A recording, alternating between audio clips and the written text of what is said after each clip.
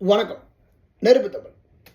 என் நெஞ்சில் குடியிருக்கும் கோவை மக்களுக்கும் தோழர்களுக்கும் அப்படின்னு விஜய் வழக்கம் போல் ஆரம்பித்தார். இதையே தான் சொல்லிக்கிட்டு இருக்கிறாரு. இதுவரைக்கும் களத்துக்கு வரலை, எந்த போராட்டத்தையும் முன்னெடுத்து நடத்தலை, இதுவரையும் தமிழக அரசியலில் எந்த விதமான தன்னுடைய செயல்பாடுகளையும் நிரூபிக்கலை. இது வரைக்கும் 10 நிமிஷம் எழுதி கொடுத்து அவர் வீட்டில் ஒரு ஸ்கிரிப்ட் ரெடி பண்ணி பேசிட்டு போய்கிட்டு மட்டும்தான் இருக்கிறாரு.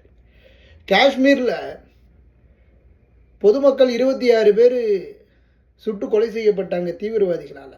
அதை பற்றி இவர்களுடைய இந்த பூத் கமிட்டியில் கான்ஃபரன்ஸில் பேசப்பட்டுச்சா? பேசவே இல்லை.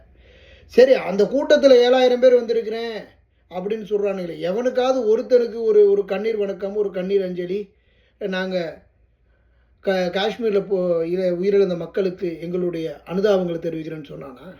இப்போ தெரியுதா எல்லாம் விசில் அடித்தாங்கன்னு சொன்னேன்.